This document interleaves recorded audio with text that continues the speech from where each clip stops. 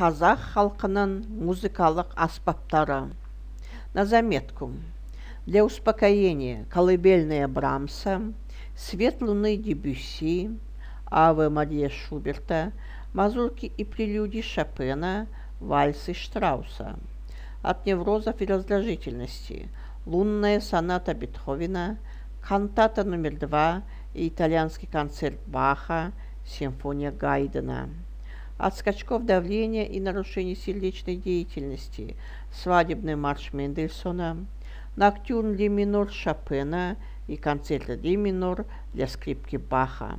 От мигрений полонез Загинского, венгерская рапсодия Листа, Фиделио Бетховена. От бессонницы сюита Пергюн-Грига, грустный вальс Сибириуса, грезы Шумана, пьесы Чайковского. От гастрита соната номер 7 Бетховена. Лечением серьезных заболеваний, конечно, должны заниматься доктора. Но когда речь идет о музыке, можно подобрать лекарства и самому. Сегодня во многих западных университетах студенты осваивают профессию музыкотерапевтов, и официальная медицина нисколько не возражает. Обезболивающий и успокаивающий эффект музыки известен давно. Этот метод не нов. Еще в древности врачи лечили своих пациентов при помощи специально отобранных мелодий. Американские индейцы, шаманы Крайнего Севера по сей день вполне успешно лечат людей безо всяких лекарств. Музыка положительно влияет не только на человека, но и на животных. Под классическую музыку лучше растут цветы. Завораживает музыка и других животных, от собак до крыс, которые, как гласит известная притча, себе на погибель послушно следуют за дудочкой. Разве что семьи абсолютно равнодушны к исполнительскому мастерству факира, но и то лишь потому, что они от природы глухи. Жетіген. Аңыз бойынша жетігенді қатты жұт болған жылы 7 бірдей ұлынан айырылған қария жасаған екен. Қайғыға оранған қария ағаш алып, әр ұлы көз жұмған сайын оған бір-бір шектен керіп, күңіренген жүрегінен жетігеннің жетеуі деген жалпы атпен біздің заманымызға жеткен күйді шығарған екен. Аспаптың әуезді әуені бүгінде көмескі заманда болған орны толмас қайғыдан сыр шертеді. Шектерді күйге келтіру үшін әр шектің астына бір-бір асықтан қояды. Монохорд. Аль-Фараби шекті шертпелі аспаптардың төркінінде садақ жатыр деп есептейді. Монохорд бір шекті аспап болған, яғни ағаштан жасалған резонатордың қызметін атқарған. Аспаптың бұндай түрі тек қазақтың мұрасында ғана емес, сондай-ақ жапон, эстон, серб, удмурт халықтарында да кездеседі. Уақыт өте келе монохордқа орналасқан шектердің саны да көбейген іспеттес. Қазіргі кезде бұндай садақтың оқ емес, әуен шығады. Қоңырау. Ежелгі заманда қоңыраудың әуені балалар мен жастардың көңілді ойын сауығын сүйемелдеген. Қоңыраудың жағымды дауысына қосылып, аналар сәбилеріне бесік жырын айтқан.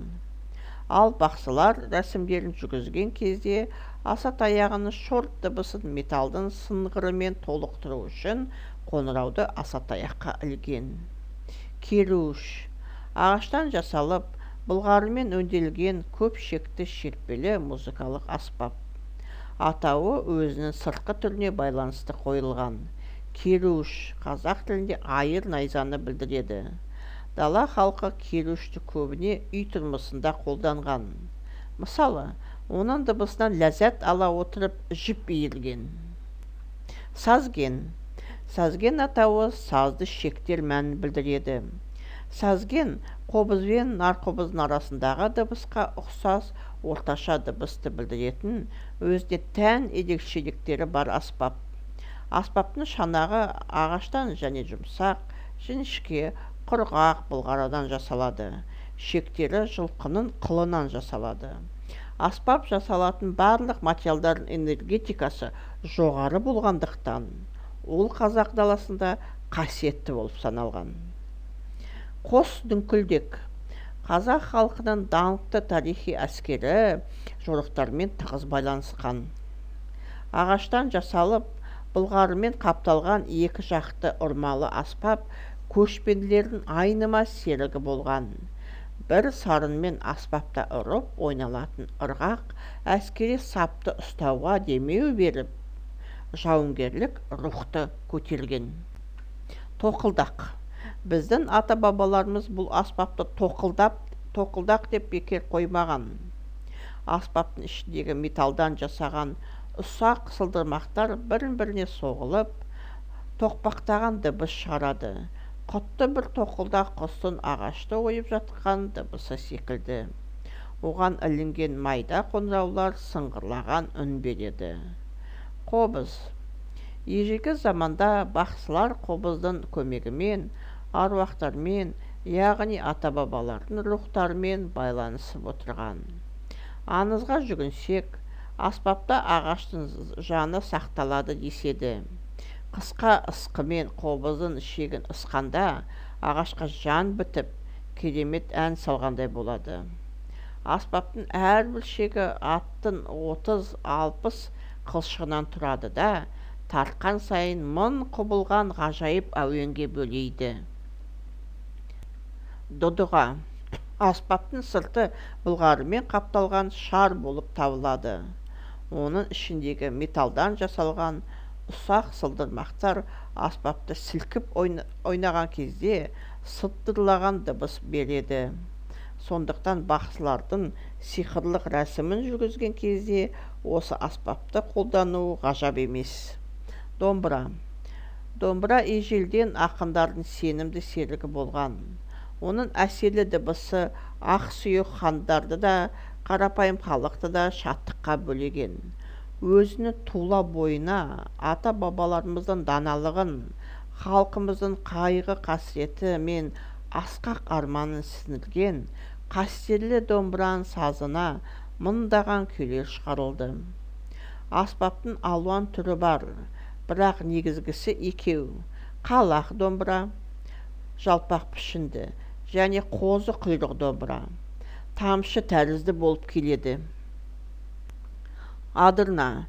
Бір кездері адырна әскери жорықтарда өзінің зор дыбысымен бүкіл даланы жаңғыртқан, ал аңға шыққан кезде бұғының керней үнін айнытпай шығарған.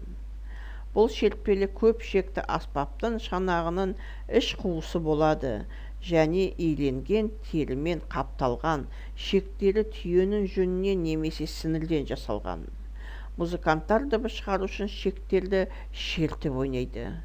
Сазсырнай. Сазсырнайда орындалған әуендер өте нәзік және әдемі болады. Бір қарағанда кәдімгі балшықтан жасалған жұмыртқа. Шебер орындаушының епті қолына түскен кезде құстардың сайрауын және желдің гуілдеуін жеп-жеңіл жеткізеді. Бұрынғы заманда сазсырнайдың әуені думанды ойындарда және жастардың серуендерінде жиі естілетін болған. Қазіргі кезде сазсырнайдың басқа ұлттық аспаптармен ғажайып үндесуіне байланысты оны ансамбльдер белсенді түрде қолданады.